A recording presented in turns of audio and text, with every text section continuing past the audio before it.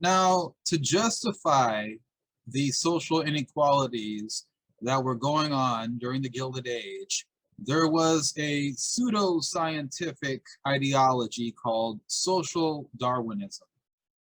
Now, I'm saying pseudoscience, okay? Meaning that it's not really science, okay? It's a fraud. When I say social Darwinism, it's referring to Charles Darwin. Well, in 1859, Charles Darwin wrote the book On the Origin of Species, where he put forward his theory of evolution, okay? How species evolved. And his idea basically was that with species, they evolve through a process called natural selection. So members of a species that are best adapted to their environment are more likely to procreate and have children, and their genes are going to get passed along. They're going to continue to procreate and evolve, becoming more and more better suited to their environment, adapting to their circumstances. And so you have an evolution of a species over time. Okay, so that's Charles Darwin, the theory of evolution in a nutshell. But eventually you're going to have others coming along and taking Charles Darwin's theory of evolution and trying to apply it to human society. Okay, not just human beings and their DNA, but human society. Okay, which is different. That's social Darwinism. Okay, applying the theory of evolution or aspects of it to human society. All right, and so you're going to get people talking about the survival of the fittest, right? And this is supposed to be referring to natural selection. And so survival of the fittest, and social Darwinists would basically say that the wealthy, the rich in society, they're wealthy and rich and doing well because they have specific business skills, right?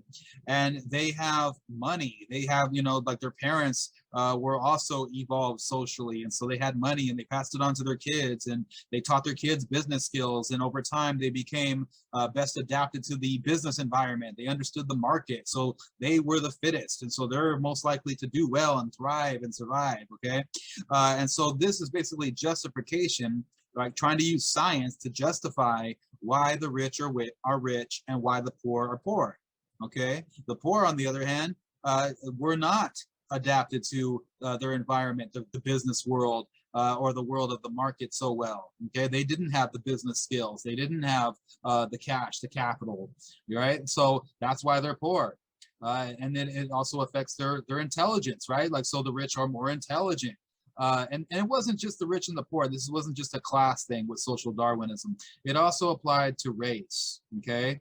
It also applied to race. And so you have individuals who believe that Northwestern Europeans, like the English, the Germans, are the most evolved of the races. And other races had certain issues, you know, like that kept them from being evolved. Right, so social Darwinists would come up with these theories. They would apply stereotypical traits to different races, right? So we're talking about racial stereotypes being created by social Darwinists. That's going on as well during this time. Now, from the perspective of social Darwinists, government should not get involved in the economy, and it should not get involved in society as well, as very little as possible. Okay, one of the most well-known social Darwinists in the U.S. at the time, William Graham Sumner, believed that the role of government was basically just to protect people's property, right? And to quote unquote protect the honor of women. Okay, and so that's the point of having a government.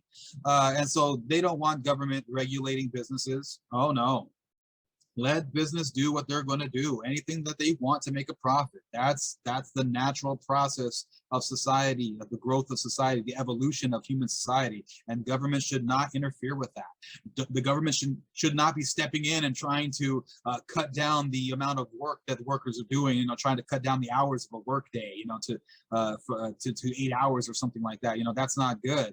Let the workers work as long as they're going to work, right? That's the natural process of social evolution. These are all the ideas of social Darwinists, okay? And basically their ideology is justifying the social hierarchy that's created during this time of the Second Industrial Revolution. Social Darwinists also had this concept of freedom or liberty called the liberty of contract, okay? And yes, business owners love this idea of freedom, the liberty of contract. And what it means basically is that when a worker signs a contract with their employer, they have to abide by that contract no matter what's in it, right? It could involve 15-hour work days. It could involve, dangerous working conditions with no workers' compensation. It doesn't matter. As long as the worker is willing to sign that contract, then they should have the freedom to work in those type of working conditions without government getting involved and trying to regulate the business. Now, the courts supported this idea of liberty of contract. Okay, the Supreme Court often ruled against government trying to intervene in business. If government, whether it's state government or federal government, tried to lower the amount of hours that a worker is working, the Supreme Court was striking that down and saying, no, the worker signed a contract and the worker, has to abide by the contract. And this resulted in what's known as Lochnerism. Okay, this name comes from a Supreme Court case, Lochner versus New York, where the court pretty much decided that the state of New York does not have the right to establish a certain amount of work hours per day for employees, in this case for bakers. Okay, so the state of New York can't say, hey, you could, bakers can only work this amount of hours per week. Nope. As long as the contract was signed, those bakers can work as long as they want. Lochnerism is referring to the courts supporting the idea of liberty of contract. Now, workers, on the other hand, they didn't just accept the ideology of the social Darwinists. Okay, instead, workers began to organize in the 1800s to fight for their rights. Okay, the first major national labor organization in the United States was the Knights of Labor, okay, which was established in 1869. And the Knights of Labor existed, they had chapters all over the United States, and they got a huge bump in their membership after the Great Railroad Strike. Okay, what is the Great Railroad Strike? Basically, you had a general strike, and a general strike means that it's not just one company where the workers go on strike, but all the companies within that industry. Okay, so in 1877, you had railroad workers throughout the nation going on strike. And if the railroads, are not operating, that's a huge problem for the economy at this time.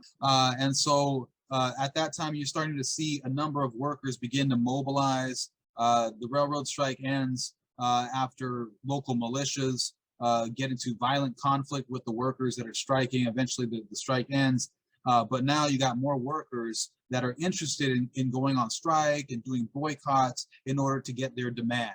So there's a huge bump in the membership of the Knights of Labor after 1877, right? So by the 1880s, you got about 800,000 members of the Knights of Labor. Okay, so this is a serious labor organization, right?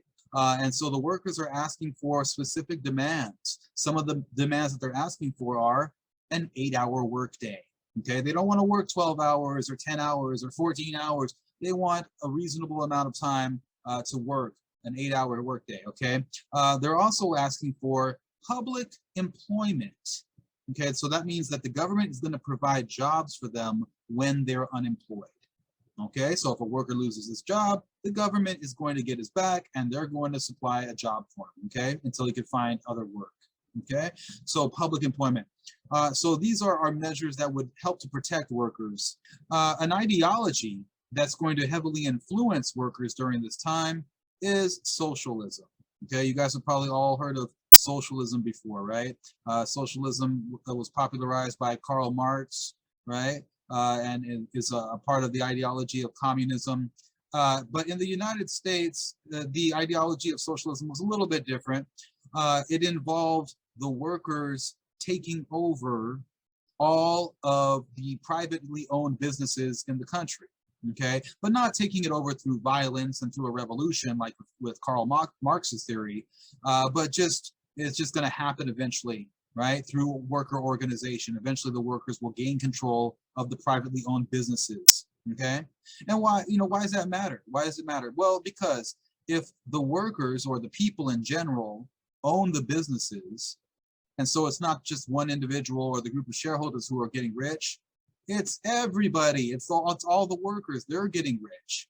right? Because they're doing the work. They're actually producing the goods. They're working in those factories. They're risking their lives. They want better pay, right? They feel like, hey, we should be compensated properly for what we're doing, not just get paid some low wage, and then the bosses are the ones who are getting rich off of it, right? The 1%. Okay, now there's going to be another strike that takes place. It's known as the Haymarket Affair. Now, the Haymarket Affair, it basically involves iron workers in Chicago who go on strike. Okay, so they're going on strike, their wages just got cut, and they're going on strike until their wages get increased. Okay, and so they're on strike, they're protesting, but the company, the McCormick plant, right, they are basically going to hire strike breakers. Okay, you guys know what a strike breaker is? A strike breaker is basically someone who replaces people that go on strike and they do the job while the strike's going on. All right, so the employees who are on strike try to stop the strike breakers from taking their jobs, and basically there's a scuffle breaks out and the cops end up killing 4 of the strikers. Oh man, well then the next day, the strikers are going to a place called Haymarket Square where they're protesting again, right, because 4 other people just got killed. And the cops show up once again, and this time a bomb goes off. Uh-oh. And 1 cop dies. Oh man. Well, what do the cops do? They start shooting into the crowd, shooting at the strikers. Then they go to the offices of local labor leaders, right? Because this is a strike, so they're going to the offices of the labor leaders, and they're arresting these leaders. People are getting arrested. 8 people get arrested. Eventually, 4 of these labor leaders are hanged, right, for the bombing, right? They're hanged for the bombing. And one of the labor leaders even commits suicide while he's in jail. And so this is just one example of where violence is used to stop a strike as laborers are trying to organize to fight for their rights. Okay, and the Haymarket Affair in particular is significant because the Knights of Labor were tied to this whole incident. And because of that, and because of businesses, really hating labor organizations like the Knights of Labor and doing everything they can to try to stop them and break them up, because of those reasons and the Haymarket Affair, you see the Knights of Labor, their influence weakening greatly after the Haymarket Affair.